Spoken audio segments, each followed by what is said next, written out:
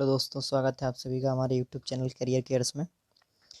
आज हम लोग मैथ का पार्ट 3 देखेंगे और जो क्वेश्चन एससीएफ के चल रहे थे वो आज समाप्त हो जाएंगे। ठीक है, जो मेरी चैनल को पहली बार देख रहे हैं प्लीज़ इस चैनल को सब्सक्राइब कर लें, क्योंकि मैथ मैं पूरी RS अग्रवाल सॉल्यूशन कराऊंगा। अभी स्टार्टिंग चल रही है, पहला चैप्टर ही है और मैं बिल्कुल बेसिक से लेकर चल रहा हूँ, मैथ को बिल्कुल हाई लेवल तक लेकर जाऊँगा। तो आप लोग मेरी चैनल को सब्सक्राइब ज़रूर कर लें और अगर ये वीडियो अच्छा लगे तो इसे लाइक ज़रूर करें और कमेंट करें। चलिए तो स्टार्ट करते हैं बिना देरी की आज की क्लास। आज का पहला क्वेश्चन है। आज के पहले क्वेश्चन में थोड़ी मिस टाइपिंग हो गई है, जैसे कि यहाँ पर टंकियाँ लिखा है। ठीक है, आप लोग समझ लीजिएगा। ठीक है, यहाँ पर टंकियाँ हैं। ठीक है, देखो सवाल क्या था। किसी दूध वाले की एक टंकी में 75 लीटर तथा दूसरी टंकी में 45 लीटर दूध है।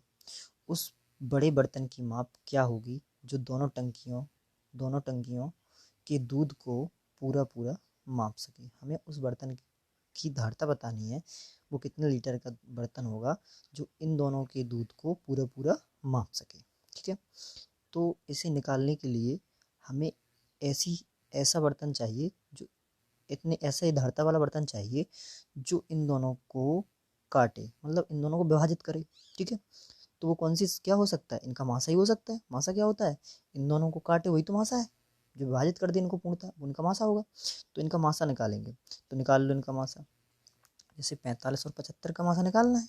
ठीक है, आपको मैं पहले ही सिखा चुका हूँ कि जब भी मासा निकालना हो पहले इनका अंतर निकाल लो। अंतर कितना आ रहा है इनका, देखो जब 75 में से 45 घटाओ कितना आ जाएगा, 30 आ जाएगा। ठीक है, अब 30 आ गया, यहाँ पर ऑप्शन 15 है। ठीक है, अब देखो 30 आ गया। अब 30 के गुणनखंड करो, पहले 30 से देख लो ये कट रही है, नहीं कट रही है, ना 45 कट रहा है ना 75 कट रहा है। तो 30 के क्या करने हैं हमें, 30 के फैक्टर करो। तो पहला ही फैक्टर बन जाएगा 2 गुणित 15। पहला फैक्टर 2 गुणित 15 बन गया। अब पहले देखो 2 से तो ये कट नहीं रहे, तो 2 तो हो नहीं सकता। अब देखो 15 से ये भी कट रही है और ये भी संख्या कट रही है, तो हमें आगे वाला फैक्टर बनाना ही नहीं पड़ेगा, सीधा 15 ही आ जाएगा आंसर, क्योंकि 15 से ये भी कट रहा है और ये भी कट रहा है। तो इसका आंसर कौन सा हो जाएगा, ऑप्शन बी हो जाएगा। समझ में आ गया होगा। चलिए अब अगले क्वेश्चन पे बढ़ते हैं। अगला क्वेश्चन है, अगला क्वेश्चन बिल्कुल ऐसे ही क्वेश्चन है, देखना। दो टंकियों की धारता क्रमशः 120 लीटर तथा 56 लीटर है। वह बड़े से बड़ा किस माप का डिब्बा होगा जो प्रत्येक टंकी के द्रव को पूरी संख्या में नाप दे। बिल्कुल सेम सवाल है, इनमें भी इसका क्या निकालना है, मासा निकालना है इसमें। तो निकाल दो, 120 और 56 का क्या निकालना है, मासा निकालना है आपको। ठीक है, तो घटाओ। जब हम 120 में से 56 घटाएंगे तो कितना बचेगा, घटाओ जरा। 10 में से 6 जाएंगे कितना बचेगा, 4 बचेगा। ठीक है, अब देखो 12 में से 6 जाएंगे कितने बचेंगे, 6 बचेंगे। ठीक, अब देखो इसके गुणनखंड करेंगे तो पहला तो बनेगा 2 गुणित 23 बनेगा, पहला ये फैक्टर बन गया। इसके बाद ऐसे ही फैक्टर बनेंगे। देखो जी फैक्टर बनाया तो इससे देखो काट के देख लो ना, तो 56 और 120 2 से तो कट रहे हैं, लेकिन 2 से बड़ा भी तो एक फैक्टर बन सकता है ना। तो 2 से बड़ा देखो 8 गुणित 8, एक फैक्टर ये बन गया, 8 गुणित 64 होते हैं ना, 8 गुणित 8 का एक फैक्टर ये बन जाएगा 8 का। तो 8 से देखो, 8 से 120 भी कट रहा है और 8 से 56 भी कट रहा है, तो इसका आंसर क्या आ जाएगा, 8 लीटर आ जाएगा। ठीक है, आगे होगी बात समझ में। चलिए बिल्कुल सेम सवाल था दूसरा भी। चलिए अगले सवाल पर चलते हैं।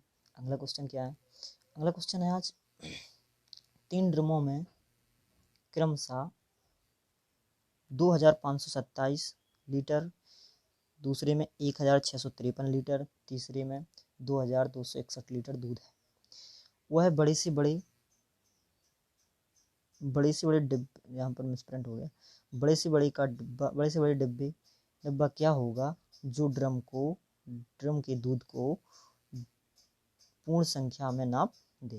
डिब्बों की बड़ा से बड़ा डिब्बा निकालना है जो इन ड्रमों के दूध को पूर्ण संख्या में माप दे। ठीक है, बिल्कुल सेम सवाल वैसे ही है। चलिए देखो इनका भी मासा निकालना पड़ेगा। तो इनका मासा निकालने के देखो सवाल को समझना, सवाल क्या कह रहा है कि ऐसी संख्या लेनी है हमें कि इनको पूर्ण रूप से विभाजित कर दे। ठीक है, इनको विभाजित करने वाली तीनों को क्या होती है, इनकी एचसीएफ होता है, मासा होता है, तो इनका सीधा मासा ही निकालना पड़ेगा। तो देखो अब 2261 और 2527, इन दोनों के बीच जो होगा अंतर सबसे कम होगा, तो ये दोनों संख्या लेंगे। जब इनका अंतर करेंगे 2527 और 2161 का अंतर करो, जब 7 में से 6 जाएंगे कितना बचेगा, 7 में से 1 जाएगा 6 बचेंगे, ठीक है। और ऐसे ही 2 में से 6 जाएंगे 6 बचेगा, ठीक। इसके बाद 5 में से फिर यहाँ पर 3 हो जाएगा, 1 हासिल आ जाएगी, तो कितना बचेंगे, 2 बचेगा, ठीक, इतना बचेगा। अब चलिए 266 हो गया। अब देखो 266 के हमें क्या करने हैं, फैक्टर करने हैं। इसके फैक्टर कितने होंगे वो भी निकाल लो। देखो फैक्टर कितने होंगे, देखो पहला तो 2 से करके देख लो, 2 एकम 2, 1 3 और 3, 133 हो गया। लेकिन 133 से ये संख्या कट नहीं रही है, ठीक है, इसलिए 133 इनका आंसर नहीं होगा, मासा नहीं होगा इनका।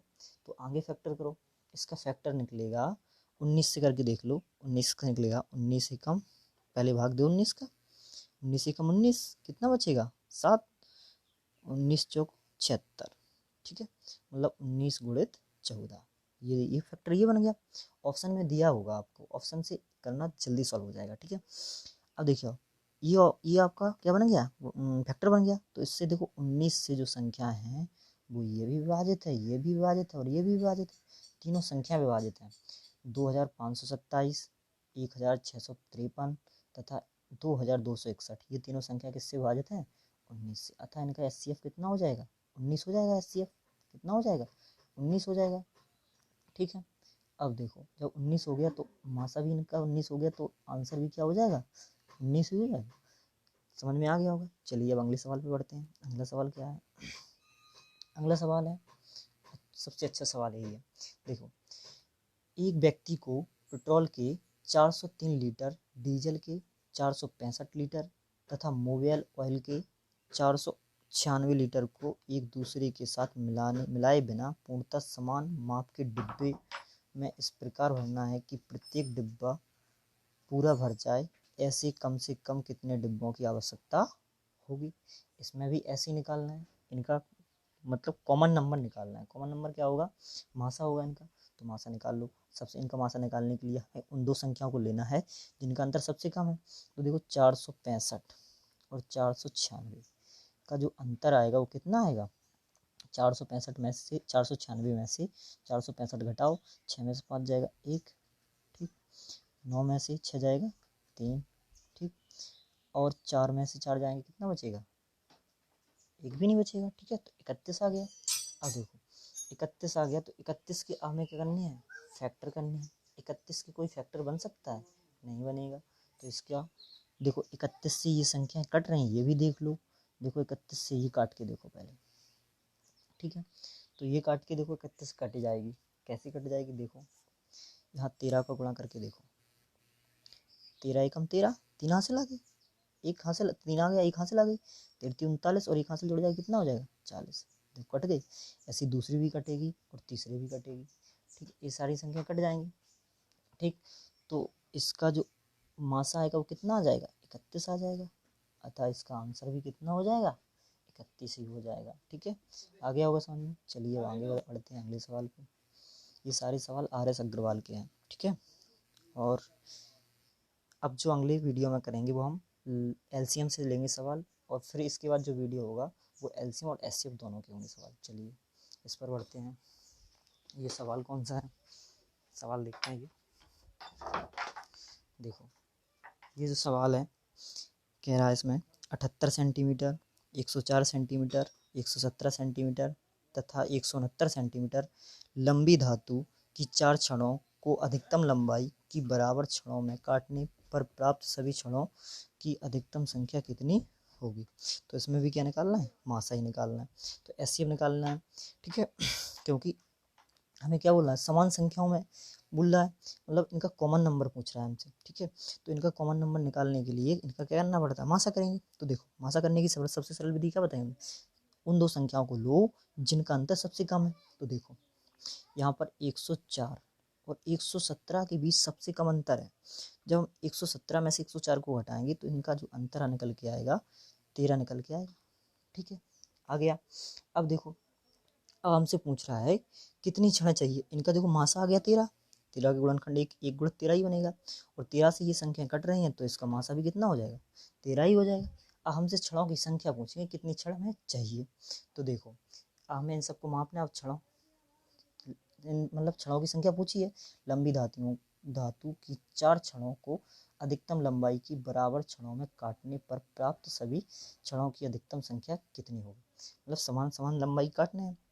तो देखो जो 78 सेंटीमीटर का था, जब इसमें 13 13 काटेंगे तो 13 का भाग दे दो, 13 क्षण 78, कितनी क्षण कट जाएंगे, इससे 6 क्षण कट जाएंगे।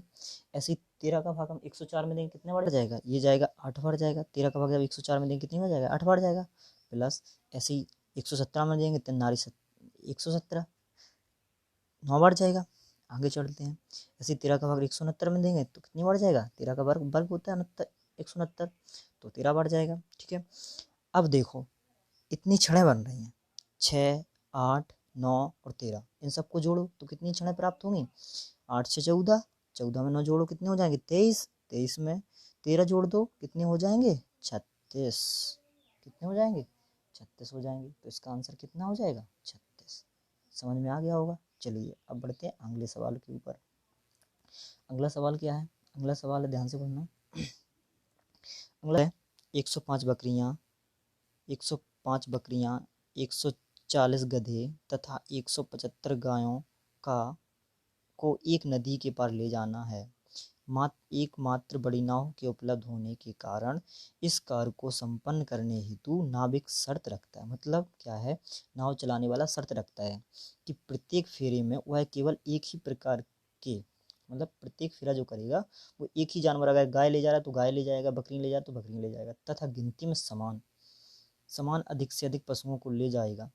प्रत्येक बार ले जाने वाले पशुओं की संख्या कितनी होगी, हमें ये निकालने हैं। देखो उसकी शर्त है क्या, एक प्रकार के जानवर ले जाएगा और समान संख्या में ले जाएगा। तो हमें निकालना है कि वो प्रत्येक बार कितने पशु ले जा रहा है संख्या में। ठीक है, तो जो हम कॉमन नंबर होगा, वो कॉमन नंबर क्या होगा, जो कॉमन नंबर मासा निकलेगा वो निकल आएगा कि वो कितने पशु ले जा रहा है हर बार। तो देख लो, अब निकाल लो। तो सबसे पहले क्या निकालेंगे, इनका मासा निकाल लो, आंसर हो जाएगा, क्योंकि कॉमन नंबर ही इसका आंसर होगा, कितने पशु जा रहे हैं प्रत्येक बार में, कितने पशु ले जाना, यही संख्या यही तो निकालनी है, तो निकालो। जब हम देखेंगे इनका अंतर, दो संख्याओं का अंतर निकाल लो जिसका अंतर सबसे कम हो।